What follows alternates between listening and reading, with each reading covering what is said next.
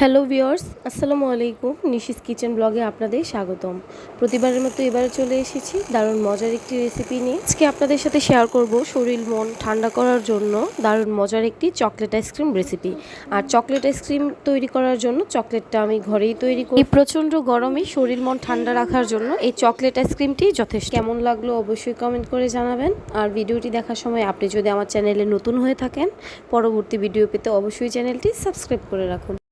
তাহলে চলুন মূল রেসিপিতে চলে যাচ্ছি। আমি একটা কড়াই বসিয়েছি। কড়াইয়ে আমি 1.5 কাপ পরিমাণ দিয়ে দিচ্ছি এখানে লিকুইড গরুর দুধ। আপনারা চাইলে এখানে লিকুইড দুধের জায়গায় কনডেন্স মিল্ক ও পানি ব্যবহার করতে পারবেন, সেই ক্ষেত্রে চিনিটা বাদ দিতে হবে। আর দিয়ে দিচ্ছি এখানে আমি 1/4 কাপ, আর 1/4 প্লাস 2/4 কাপ দিয়ে দিচ্ছি এখানে কোকো পাউডার। 1/4 কাপ দিয়ে দিয়েছি চিনি।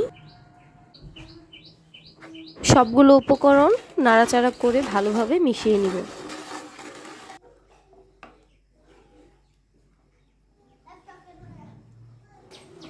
ঠিক এইভাবে মিশিয়ে মিশিয়ে আমি প্রায় 5 থেকে 10 মিনিট জাল করে নিয়েছি। শুকিয়ে গেছে। এখন চুলা থেকে নামিয়ে ঠান্ডা করে নিব।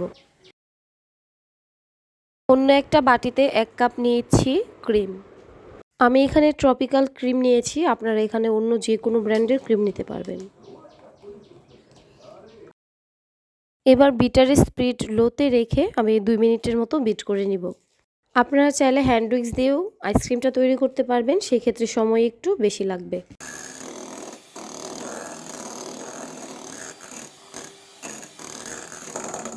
2 মিনিটের মতো বিট করে নিয়েছি। এবার ছিটকে যাওয়া ক্রিমগুলো আমি একটু স্প্যাচুলা দিয়ে মাঝখানে এনে দিচ্ছি।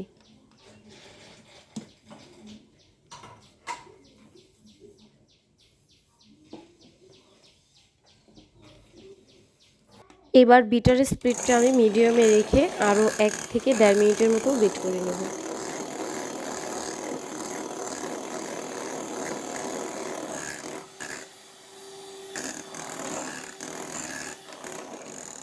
মোট 3-4 মিনিট বিট করার পর আমি এখানে আগে থেকে তৈরি করা চকলেট গানাশটা দিয়ে দিচ্ছি। পুরোটা দিব না, এখানে আমি অর্ধেক দিয়ে দিচ্ছি। আপনারা যদি হোমমেড চকলেট গানাশ তৈরি করতে চান চকলেট ছাড়া, আমি যেভাবে করেছি কোকো পাউডার দিয়ে, তাহলে কিন্তু অবশ্যই ভালো একটা ব্র্যান্ডের কোকো পাউডার ব্যবহার করার চেষ্টা করবেন।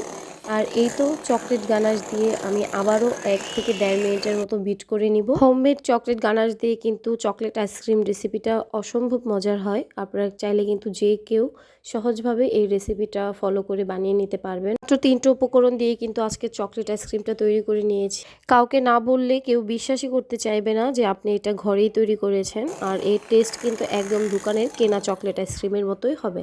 এই তো বিট করা হয়ে গেছে। এখন আমি এই ক্রিমটাকে একটা বাটিতে বরফ করার জন্য ঢেলে নিচ্ছি। আজকে আমি যে পরিমাণে আইসক্রিম তৈরি করেছি এখানে 1 লিটার হয়েছে আইসক্রিম। আপনারা এই পরিমাণ করে আইসক্রিম বানালে 1 লিটার আইসক্রিম তৈরি করতে পারবেন।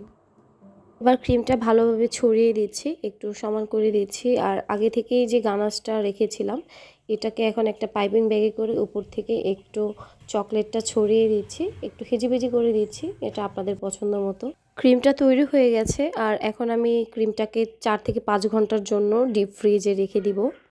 এই চকলেট আইসক্রিমটা এত মজার যে পরবর্তীতে আমি এখানে আরও 1 লিটার আইসক্রিম বানিয়েছি।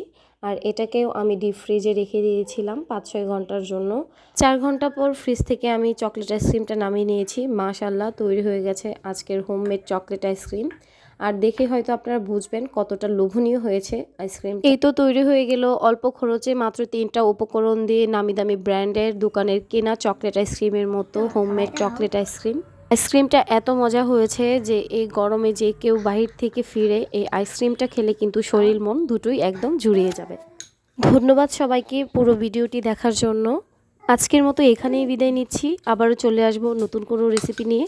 ততক্ষণ পর্যন্ত সবাই সুস্থ থাকুন, ভালো থাকুন আর অনেক অনেক দোয়া করবেন। আল্লাহ হাফেজ। আসসালামু আলাইকুম।